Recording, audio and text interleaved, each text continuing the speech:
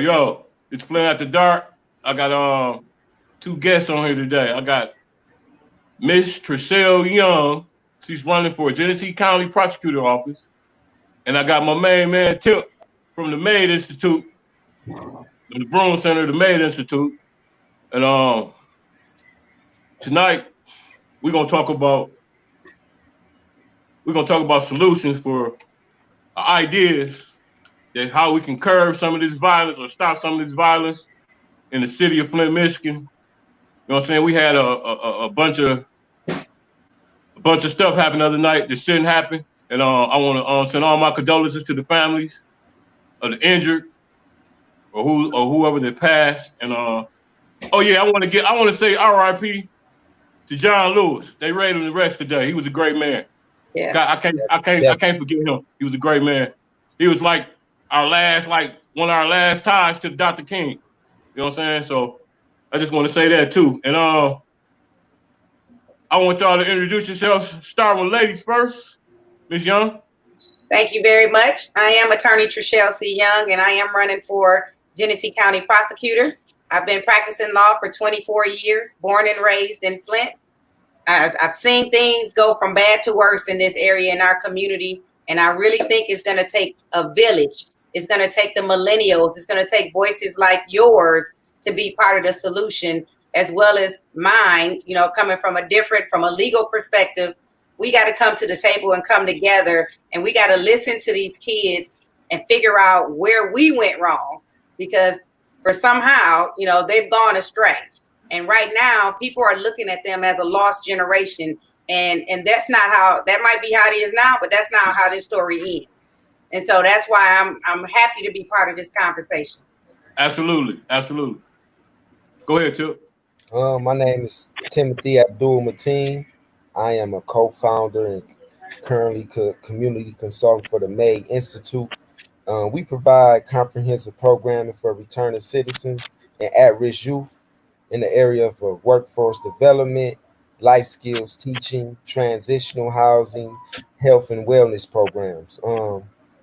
And you know, I'm just here to offer, you know, some solutions, and hopefully, man, we can head into the right direction and give our youth a little more hope, man, because a lot of people are looking down upon them right now and writing them out. So it's like Attorney Young said, man, we got to go back to that village mentality, and that's what I'm all about, the village mentality. Okay, I'm gonna go ahead and give y'all my input, then I'm gonna give y'all the floor. This is just my opinion only. My solutions, my ideas would be to have more big homies, aka mentorship programs in the city. You know what I'm saying? We could implement like a study hall, computer labs, field trips upon good report cards. You know what I'm saying? We could help with haircuts and hairdos, school supplies all year round.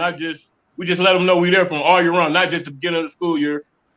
We could also, I mean, I'm not trying to tell nobody how to raise their child or nothing. We could bring the parents in and have some parenting classes, because when this peer pressure hit, they need to know what to do, how to talk them out of it. You know what I mean?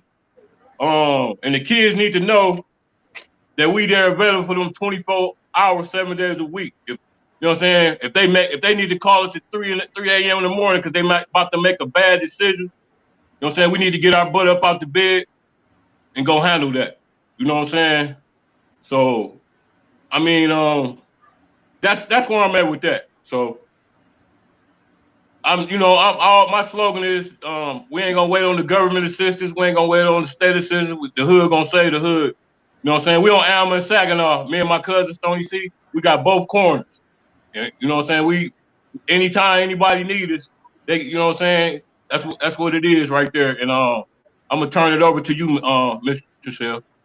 Thank you. Thank you. I like your ideas because they really affect quality of life. You know, that's dealing with the everyday issues that these kids are facing. We're fighting so many things, from the music that they're listening to the video game violence. You know, they have just become desensitized to taking another life. And I talk to young people all the time, especially the millennials, And a lot of them have said, they're not afraid to die. They're not afraid to go to prison, and they're not thinking about tomorrow. They're living for the day. And that's problematic. And we just had a conversation yesterday evening. I see Pastor Hawkins has come in, and he was part of our conversation yesterday. And the thing that really continued to replay was they need to have some self-love, that they need to know that they are kings and queens out here and how they should act. And we got to figure out how to reach them where they are to bring them to the next level. So that's why I like your solutions, because you're dealing with those issues, them everyday issues, taking care of yourself, self-respect, looking good, looking decent. Like you said, making sure they can get a haircut when they need a haircut, making sure if they're hungry, they can come somewhere and get something to eat. If they need, guidance, or, one of the suggestions that Pastor Galloway had yesterday was, how they have suicide hotlines. He said we need to develop a homicide hotline. So when somebody is ready and close to pulling the trigger, maybe they can pick up the phone and get talked off of that ledge.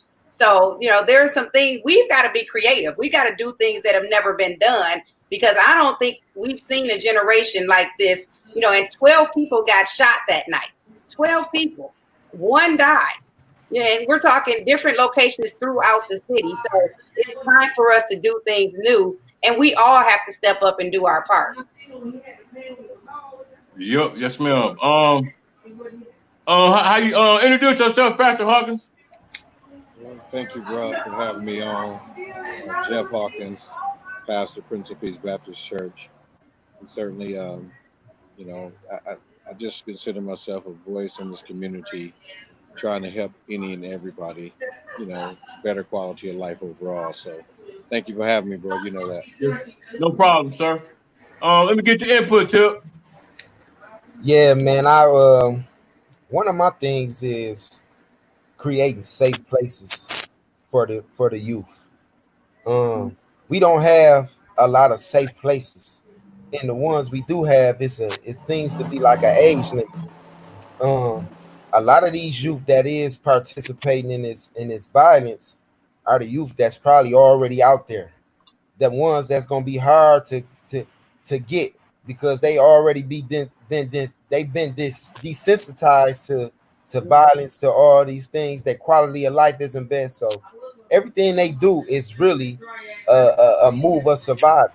And we don't create safe places for them where they can express themselves, where they can deal with their issues, and it's going to continue to increase. And I mean, it's so many different parts of this, but that's just one, a solution. I always felt like we need to really implement, creating safe places. Like the other night, the youth, they wanted to go have a good time, right? They all came out there. They went with the premise of having a good time. The individuals who initiated the violence wasn't even from Flint, to my knowledge. So, when you want to go have a good time as a youth, it may be some wild things that transpire, but for it to go to that route, and then the other things we had happen that same night, this shows like we don't have enough safe places where these people can go. Because whether we like it or not, a lot of the music, a lot of the entertainment is prevalent in us. It's the dominant society. The youth, they love the music, they love the rap. But how do we, use that to get their attention and say, hey, listen, even though this rap or these violent gangs and things like that may portray a certain image, it's still always the opposite side to that. So I mean, it's so many issues and so many things we can do. I really feel like one of my things is creating a safe place for them where I can, myself, I'm a mentor. I mentor hundreds of men in the county jail, in the streets, through my organization. And that's one of the most important things, is having a safe place. Like with M.A.D E, we have a transitional house. We provide a safe place for them. We do life skills teaching in there. I mean, we deal with things, man. We individuals, they have so much trauma. I call it compounded trauma, like compounding interest. When you got that compounding interest, you in debt. And a lot of people are indebted to the trauma they have, and it's just one trauma after another. They never have a place to heal because they don't have the safe places or people they trust. So that's just how I see it, brother. Okay, okay. Pastor Hawkins? Yes, sir, man. Just echoing what my brother said, as well as Tracelle. We have to create some safe places for people, and especially for these young folks, and then of course teaching them, you know, self awareness with self accountability, self respect, self love, because that's important. Now we know that ultimately the hands, particularly on young people before they get a certain age, falls on the hands of the parents, and we know that in this day we have such a huge um, display of what they kind of uh, begin to yield to. In our days we had Scarface, and a couple of songs, but this day it's Grand Theft Auto and all this other stuff is equal, you know, and we know that these things kind of weigh on us, and unfortunately it begins to move the line between what's real and what's not. So that's why self-awareness has to be so important, because oftentimes when people make these type of actions and moves, they really wasn't thinking about the the repercussion behind it. You know, growing up in the streets, it just made sense to say, I don't know what's going to happen the next day, because you're doing some I don't know what's going to happen the next day type of stuff. Mhm. You're moving that way. It looks like it could end up in death. It looks like it could end up in prison, and you don't care only because you don't care to quit what you're doing. But once you come to the reality of the truth, you really don't want to deal with either one of them, not that type of way. So I understand that, but that's why it's important for us to begin to teach them self-awareness, and to how to love themselves. But as Tip said, getting them away, getting them into a safe place to where now you really don't have no ego to try to keep up with. You don't have. It could just be that one-on-one conversation that says, you know what, I just wanted to get it together, and I don't want to be a part of this any longer. Most cats who really grow up in the street don't want to do that, but they just feel like there's really not another option there, so that's what they do. you know. But when we understand that, then we begin to tell them, man, it's okay to have a conversation, and it's okay to change your path, but getting them in a space where they feel like they can do it or to talk about It's it key. is extremely important, because they're not going to talk about it on the corner because their homies is not too far, you know.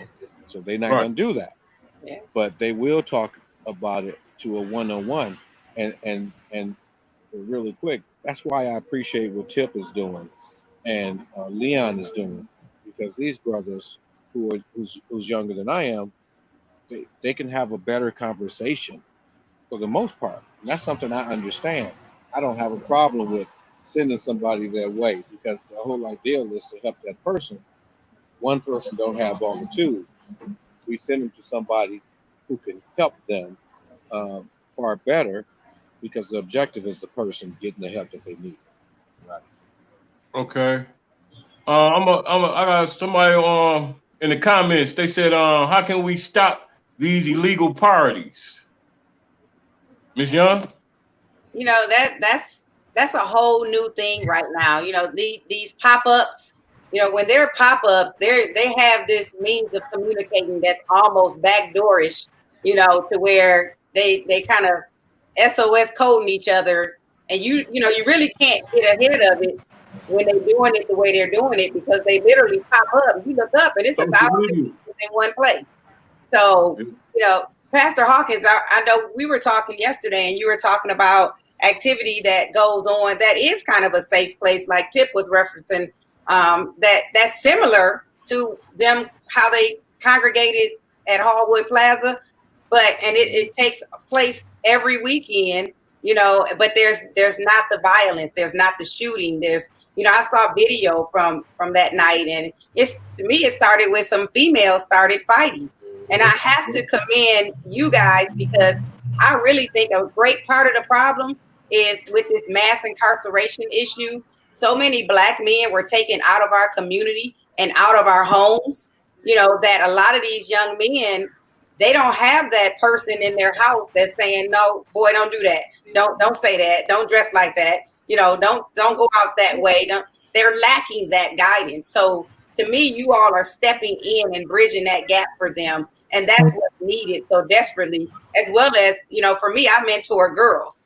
And so, they have to be taught that they are beautiful and that they are queens and that they are smart and that, we got to plant those seeds, because a lot of them don't hear that at home. They don't hear it from their parents. A lot of them really are hearing the negativity every day, and they start to buy into that and to believe that they're not going to ever be anything. And so if they believe they're not going to ever be anything or go anywhere, why should they care about anybody else, trying to live their best life? We need to teach them that they need to want to be great, and then help get them the means to make it happen. Right. I think besides, I know it started at home with the parenting, but besides that, I think my number one thing with the youth is peer pressure. Because I've been there. We all been there. Mm-hmm. You know what I'm saying? We wasn't just you know what I mean? We been there. We was all kids, we was all youth. And peer pressure is bad. It's a bad thing. It's a real, you know what I'm saying? You make a bad decision on peer pressure every time, 9 times out of 10. So my whole thing is helping them break up some of that peer pressure. If they need to talk to somebody, I don't care if it's 4 a.m, call my phone. Mm-hmm. You know what I'm saying? Before you make a bad decision. You know what I'm saying? That's what we need to, get in their head, that they got somebody for it to, they don't gotta call their parents. Because a lot of kids don't want to talk to their parents about stuff. But they can talk to somebody else that been through, like me. I've been, you know what I'm saying? I've been to the storm, I've been to prison, I've been a drug dealer, all that. You know what I mean? And I'm not gonna judge. You know what I'm saying?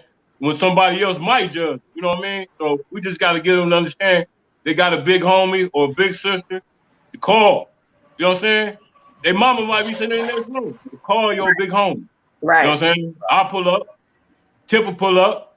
Miss Young will pull up. I know Pastor Hawkins will pull up. You know what I mean? We just need to get them to understand is that they ain't got to make a bad decision. They ain't got to go to prison like me and Tip did. They ain't got to go in that 5i7 and smell another guy's feet and butt. You know what I mean? So this, you know what I'm saying? Live through me. Let me, you know what I'm saying?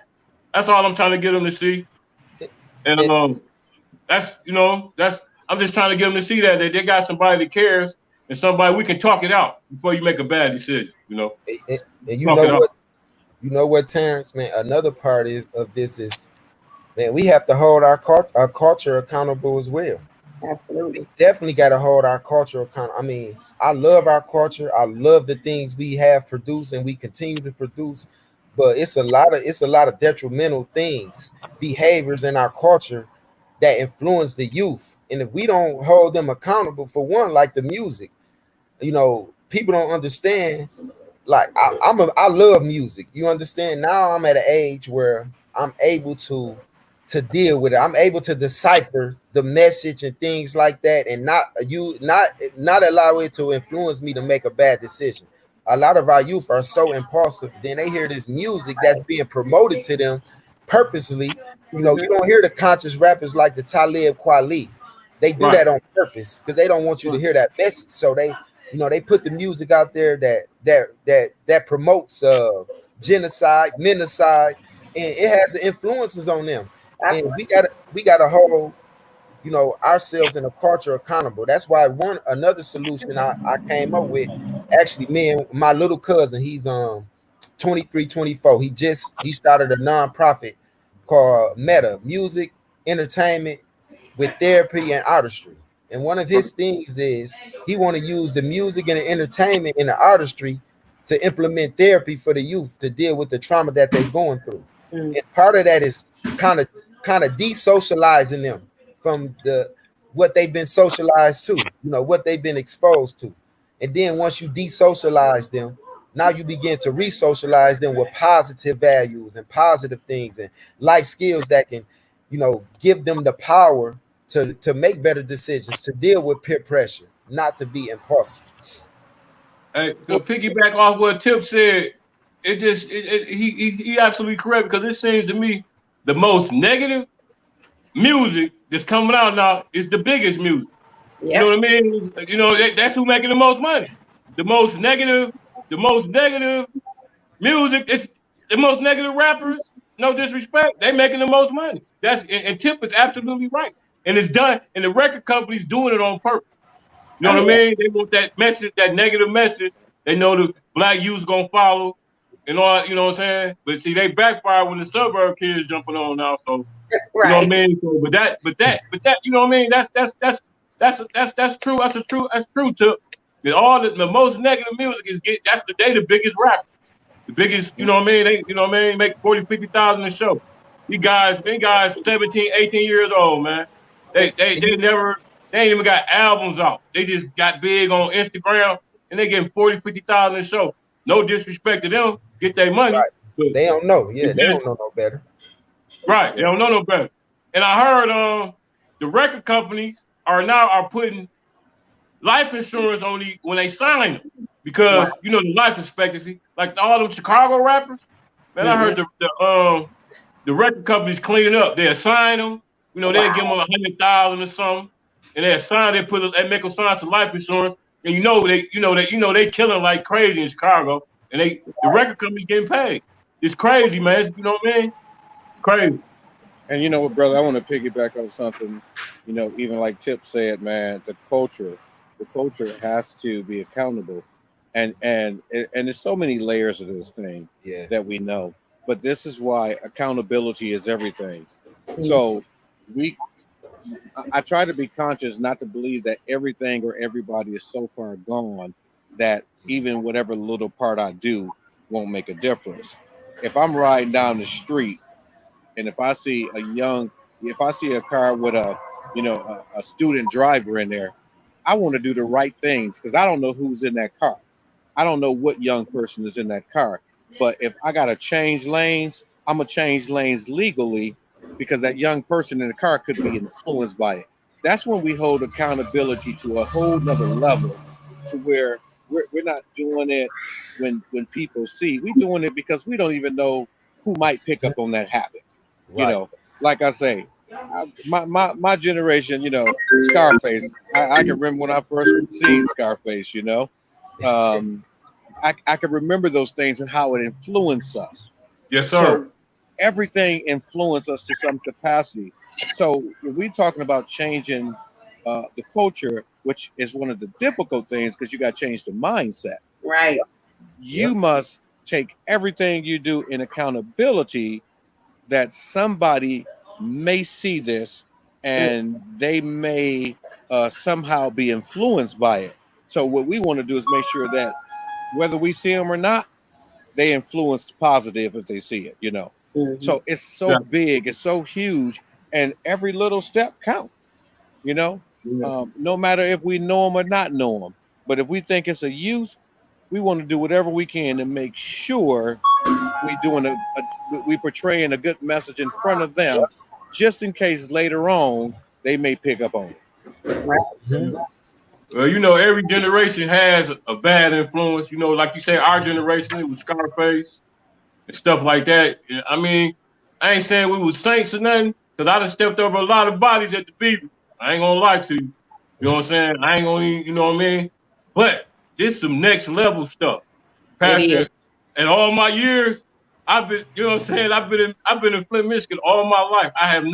We always been known for violence, besides basketball and all stuff like that. We always been known, but this is some next level stuff. I ain't never, Right, right, our right. generation wasn't no saint, Pastor. But it was No, this on the next level. This is next level stuff.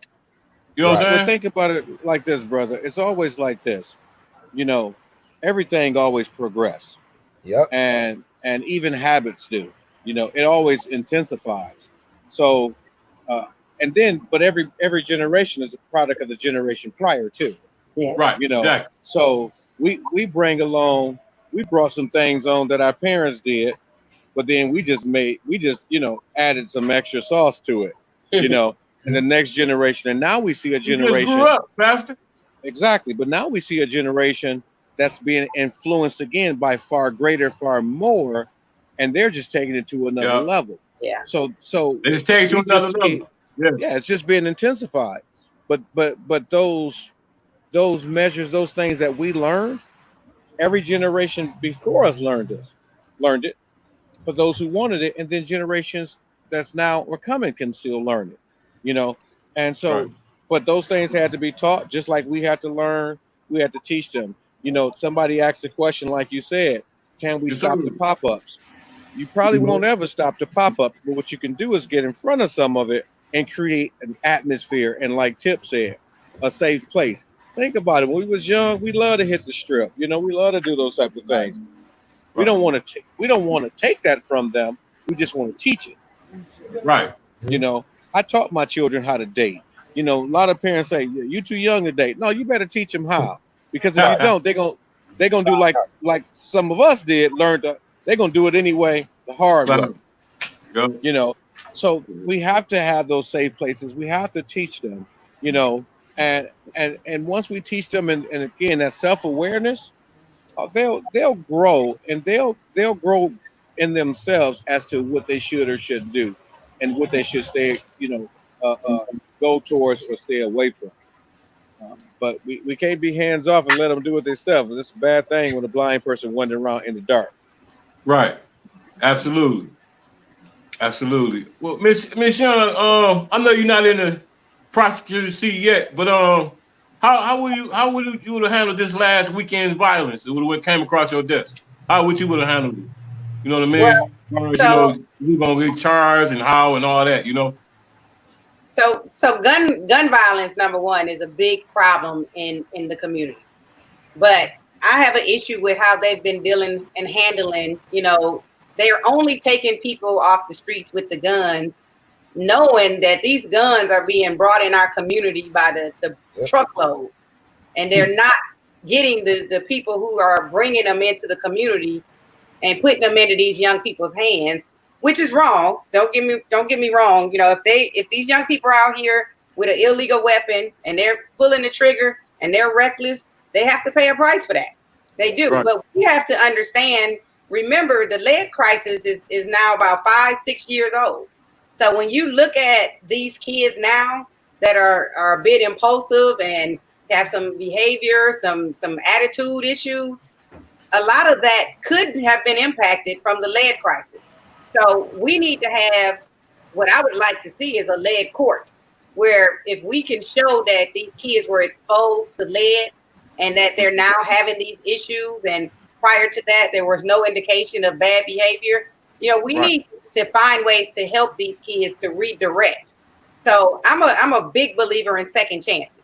So even if you carried a gun and you shot it, if you didn't actually kill anybody or shoot anybody, I'm going to be working for you to have a second chance, for you to use that as a learning experience. Now, there will be a price to pay. I'm going to make you go through some counseling. I'm going to make you do some community service. There's going to be some hurdles for you to jump. It's not a free pass by any means, but you deserve a second chance. Because now if you come back and you're going to do what you're going to do, well, then I got to do what I'm going to do, But I believe everybody deserves a second chance. And so I would look at just the possession of those weapons. Number one, the priority is to get those weapons off the street. So if we can confiscate those weapons and take them out the hands, you may have just saved a life right there. So, it's all about being safe and not throwing our kids away just because they make a bad decision. Right. And that kind of remind me of Miss Young when the parole board let me go. I forgot the lady name. The one lady, she told me, she said, Mr. Sales, if you in a car with a water pistol up under the hood and you come back in front of this board, you out of there. Wow. You know what I mean? So I feel what you're saying, and I wish it was a prosecuting office when I had my problems like you, and like you say, once you look at their record and it's a first time or something, give them another, stall them out. Like you say, no free pass. By all means, no free pass. But you know what I mean? Maybe it was something that went wrong that night that they, you know what I mean? So I appreciate that. That's great. That was great, Mission. Can I add something? Can I add something too? I think ahead, Attorney Young, she has that competence, right? That the office needs. She has that competence. Individuals we got now, I don't see that competence, that cultural competence. You know what I'm saying? Because people of color, black men and black women, I mean, they have been getting, they've been getting the ass end of the stick when it comes to the Right. law. And you Good have way. they white counterparts, man, they get a slap on the wrist. I did 10 years in prison. Yeah. I mean, we just seen it a couple weeks ago. When it's Yeah. like it's no fairness. Like, we need somebody in there that's going to be fair, that believes in restorative justice, Right. alternatives, but at the same time, able to allow, give individuals the opportunity to say, hey, look, you have to be accountable for what you That's did. her. But That's but her, Miss Young. That's her. once you do what once you take those steps, hey, your second chance is on you. But That's we it. don't need no one who's just gonna throw them away, not knowing how they grew up, not knowing the Right. circumstance or anything. But when Right. it's somebody of a different color, they say, well, such and such, his dad wasn't there, his mom wasn't there, he's going through Right. it. They're going to a divorce. But when Right. it's people of color, they don't even consider that, and that's what I mean. Don't care. That Don't care. confidence. Because they think we belong in prison. Exactly. So that mindset that has to change. Gotta change. Yes, sir. Yes, ma'am. Yes, ma'am. Like y'all say, the mindset has to change, and like Pastor and Tiff said, the culture. You know what I mean? So, with that being said, I just got hope and pray. You know what I'm saying? We can you know what I'm saying, we can nip this problem in the bud. I mean, I know we can't save everybody, but we can slow it down a little bit, And man, I'm really speechless about this. Like I said, I've been in the streets all my life, with the exception of going to prison, and I never seen nothing like this in Flint. Never, my whole life. You know what I mean? And man, I know we weren't gonna talk politics. We need you, Miss Young. We need to get you in there. Hey, I'm endorsing you. We gotta We go need to vote. get you in there. You Gotta got my vote. vote. That's You know right. what I'm saying? Vote. If they come out and vote, we can get it done. We can get it Yeah. done. But Right. one thing I've heard that I would really love to start with even just the four of us, can we start a call list, a safe call list that we can disseminate to the youth? If they, like you just said, if they're in a peer pressure situation, or if they, somewhere they don't want to be and don't know how they can get out, would you guys be willing to start that type of list? Yes, ma'am. I am. I'm down. Absolutely. I'm down. That's a solution. I think that's that we needed. We can put in call it big homies, big sisters list or something. I don't know. We'll get it together. Yeah, You know we'll what I'm come saying? up with that. You know what I'm saying? With that, it's needed. Because I know the young ladies of Flint need help too, just like the young men. Absolutely. You know what I'm saying? So That incident that just happened started with some women, some young ladies fighting, So really, and to me, if we get the women to have more self-respect and pride and not dress as reckless as they dress, the men they'll slowly follow, because they come in there with the women. Miss Young, we got to show them how to dress. You know what I'm saying? We got to introduce them how to dress. And another thing, them boys with them pants down past their butt. Hey, Tip, what that mean in the penitentiary? What that mean? Come on, Tip. You know what that mean, baby? That means you belong to somebody else. If they knew, I be cracking up. Like the other day, I was at Family Dollar, dude walking down with his butt hand. I said, man, if this dude really knew what that meant, right? You know what I mean? He'll probably pull his pants up like Steve Urkel. But you know what I mean? But you know what? Hey, go ahead. It's a form of expression too. When I see a young man sag and get, you know what I think? Man, he going through something. He expressing himself. He rebelling because he know people don't. It's not proper to have your pants that low. He rebelling. I don't care. Yeah, that's how I look at it. Yeah, he started with. But bro, just as well as, because we know we see a lot of cats out here that we might refer to them as knuckleheads, though they may not really be that. Right. Like Tip said, they're going through something. But just as well as when we see these young boys, even young girls out here doing positive, we got to support them. We got to encourage them, because one thing about growing up in the hood, you really one move away from something negative. Yep. You one move away. So to keep them from being from going through that, we got to support it. It was some young brothers on Facebook the other day selling lemonade, and they was on Welch Street. My wife showed it to me on Facebook, so we just went over there and bought all the lemonade they had, and they went and bought some more. That was great. And then I encourage others, because if we don't support the positive, right, the positive is a foot away from a negative. You're right. Especially growing up, and the environment is conducive to negative. Mm-hmm.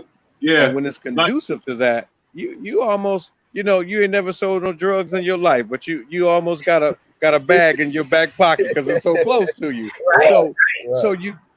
We have to support our young people when they're doing right, whether we know them or not. We see a young person in the store that's speaking positive or doing something right. We must support it. Even speaking to them. Yeah. We'll walk past them.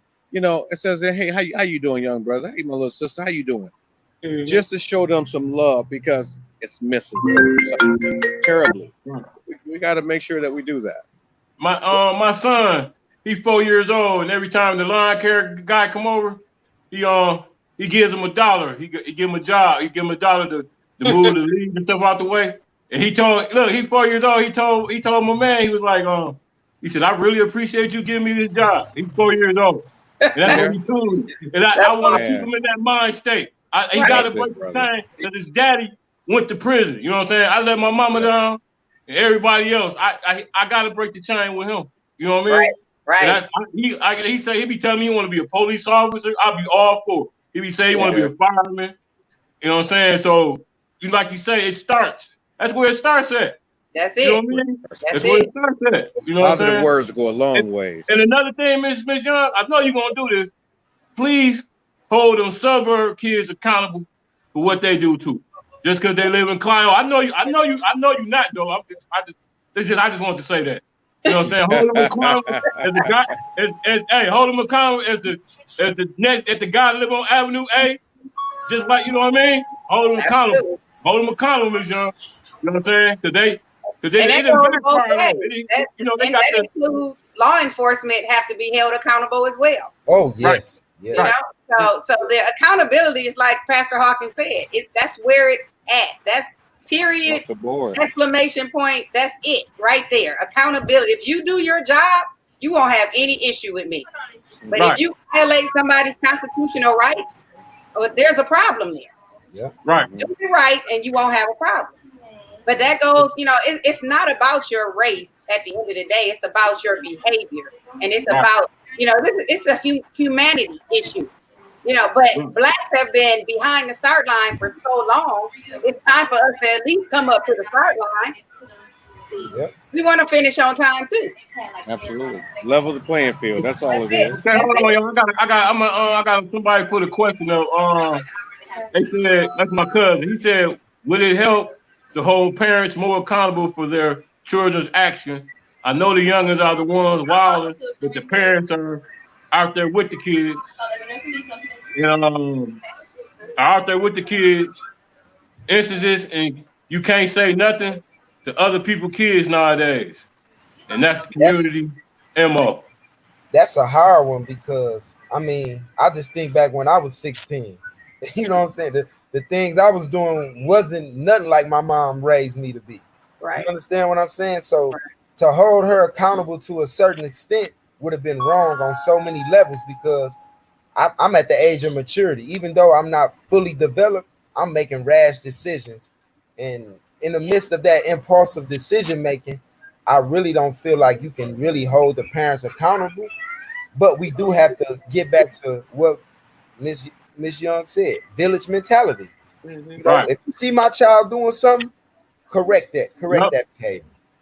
Yeah. But unfortunately, that's not received well in the community now. If you try to find somebody's child, that parent gonna be knocking on your door saying, "Did you touch my child?" Why, Mm-hmm. So I too am split on that. I've seen where they actually tried to do that to hold parents accountable for the behavior of the kids, and it was not a successful program because some parents have literally just lost control.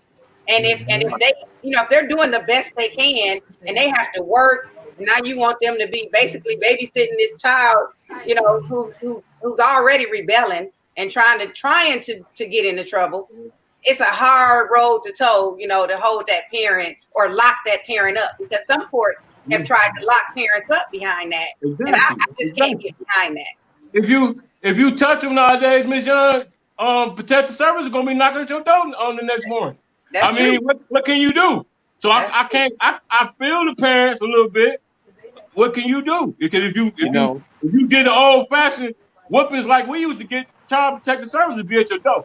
You know what I'm saying? That's true. It's that onion, what can man. we do? It's like I think Tip said it, man. It's that onion. It's so many layers to this. Yeah. Because it's part of the hardest part is probably the biggest part. I remember when I worked at Central High School, and a young lady got into it with another young lady, but this particular young lady instigated the whole thing. Fight got broke up. She was getting kicked out. She called her dad on the phone. He come up there walking through the school with a hammer. Ugh. So he's gonna be so. So the unfortunate thing is when there's and I say this for the lack of better words or lack of knowledge, when ignorance is behind it and fueling it, right, it only beget what it's fueling. And so there has to be some accountability, though the totality of it can't be, but I think it's one of those things that may end up case by case, so to speak. Yeah. Because you have some parents out there that's doing the best that they can do. Right. And that child is that young person is just bent on doing whatever it is. Control. Exactly. But then you have some parents out there that fully support it and it's helped fueling it. Right. So I think it has to be looked at case by case. I see it. Don't know mama had no business twerking with her daughter. Let's be real about it. Don't know son, have no business. Passing the blunt to his. Be a parent. Don't know boy got no business passing the blunt to his dad. At some point in time, parents can do. My mom did the best she could do with us. Best she could do. I turned out selling drugs. My brother was the stick-up kid, and my other brother was, was doing this. Right. Two of my brothers was on drugs, and other of my sisters was on drugs. And it's like, where did I go wrong at? You did, mama. Trust me. Right. You did the best you could do. Right. We just was bent on society and allowing everybody else to teach us and influence us. Right. Right. But then there's those parents that supports them. Mm-hmm. Yep. Well, I just had a person who gave their child a gun so to go handle their business, and this child is young. Wow. So the accountability has to be fairly done, but it's a difference when it's being fueled by the parent. Right. Ooh, man, that's what kind of example you exactly your children in that teaching teaching them a behavior. You saying you're teaching them behavior. Yeah. Right. That's sad. To piggyback on what Pastor Hawkins said, after I say this, we're gonna get y'all closing remarks. To me, excuse my English. No, I ain't gotta say the N word. Any street guy, if you was a street guy and your son is a street guy, you a failure. You failed as a man. You know what I'm saying? Flat out.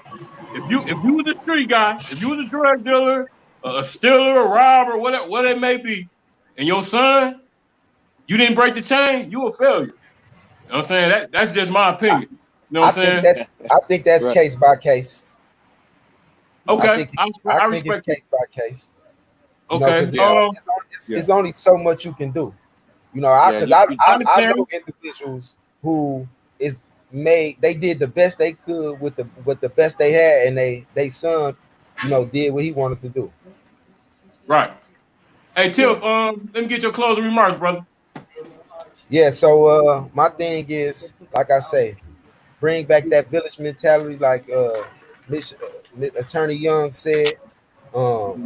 Start working on, it's so many layers of it. We got to start working on these layers, be accountable to one another, We need the big homies to step up, to step up, the big sisters to step up, Yep. and more importantly, man, this stuff is structured, so we definitely have to vote for people who have the competence to that's able to restore the balance and be just on all levels. And that those are my closing remarks, man.